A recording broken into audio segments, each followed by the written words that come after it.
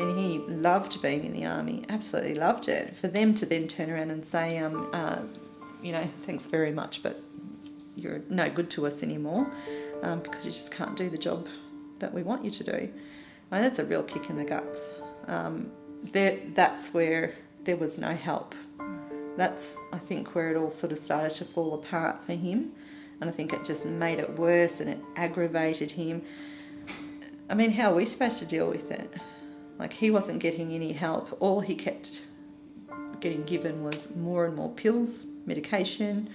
And, of course, when that wasn't working, he would drink. So they self-medicate anyway.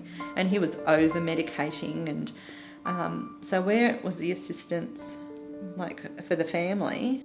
It was a pretty big shock, really, because, I was just going to the doctor because I thought I had a sore shoulder. And, but it wasn't like I just went to the doctor and then they said, oh, you're medically discharged. It was like a series of events, and found out that, my shoulder, my neck was the cause of my shoulder pain and all this sort of stuff, and then I couldn't be a grunt anymore, so it was all like, that was pretty hard to handle because that's all I wanted to do.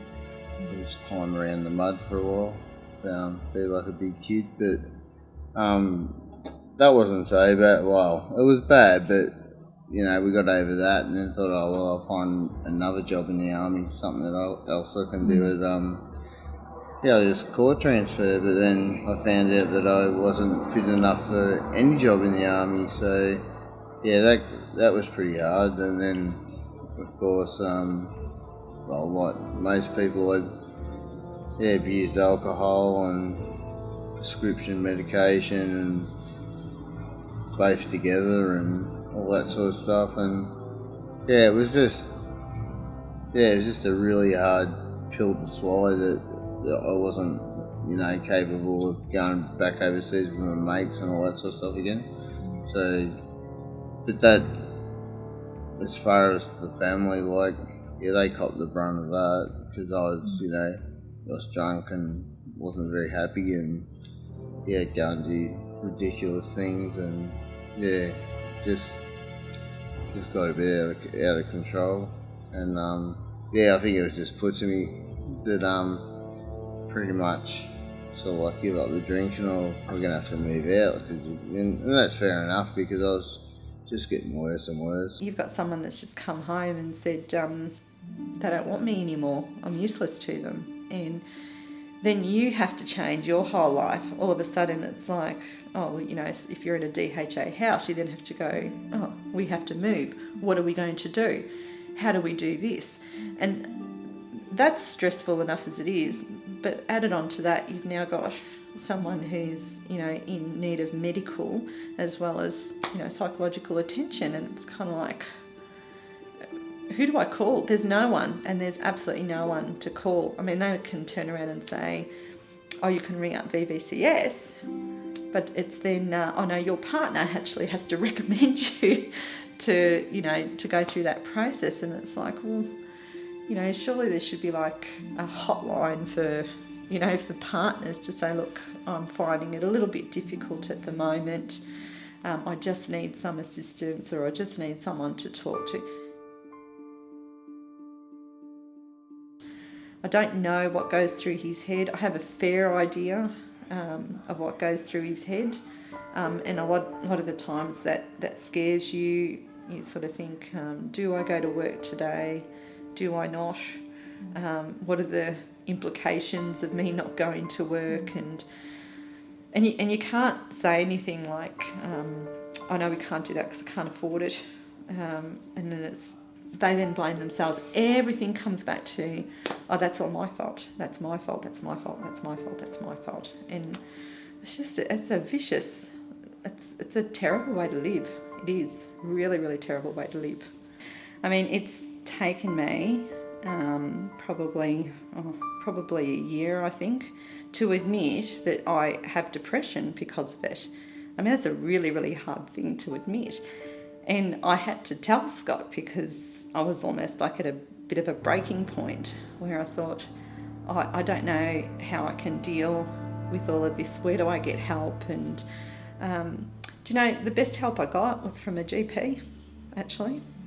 She was fantastic. Like, I just went in there and she just asked all the right questions. She said, now what's the real reason why you're here? And I just said to her, I think I have depression. And she said, well, don't feel so surprised. She says, why wouldn't you? She said, look what you have to deal with.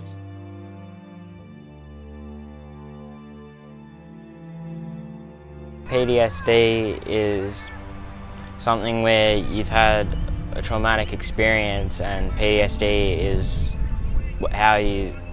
what's changed you after having that traumatic experience, and it changes how you act around things and how you see things, really. When I explain to my mates about PTSD and like my dad how he can't come to football games anymore, I just say that he was in the army and when he came back it wasn't really the same for him, and he's always cautious of other people. He can't really cope with other people being so close to him and stuff like that, and the noises. It gives him flashbacks and stuff like that of when he was overseas.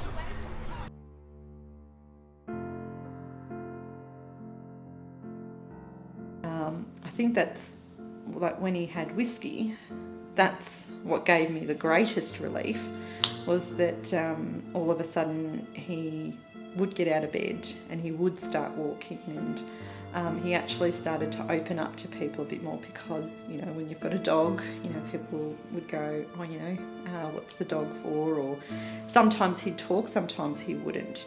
But I was able to then go, he's okay because he loves that dog, and I don't think that he would do anything, to hurt the dog or hurt himself, or, you know, just leave the dog all by himself if he went and did something. So I think in that way, that was kind of where I started to kind of slowly climb back and go, okay, I can deal with this a little bit better. He still suffers a bit, but at least I can go to work a bit more and, you know, not have to worry about it.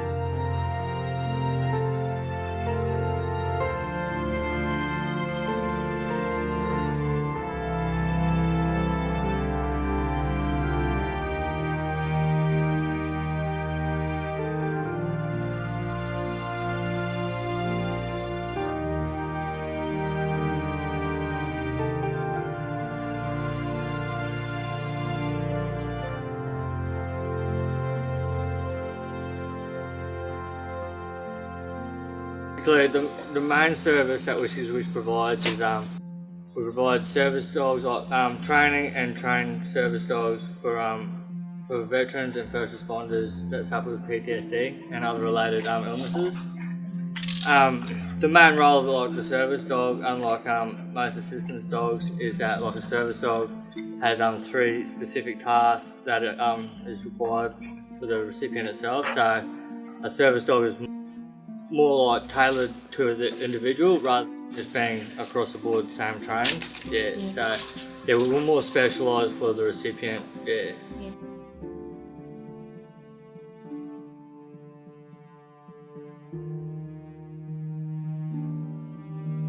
Miles has really changed my life. He's brought responsibility, love, caring into my life. I look after him. I've got an obligation to make sure he's safe and well, and he has an obligation to me, which he abides by. It's just fantastic having him.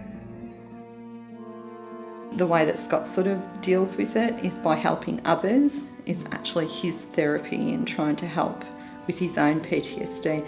And I think maybe that's mine as well. It's like, it makes me happy because we've helped so many people, and like true to life stories of saving people's lives. Like has made such a difference and that sort of thing. And, you know, that's pretty cool.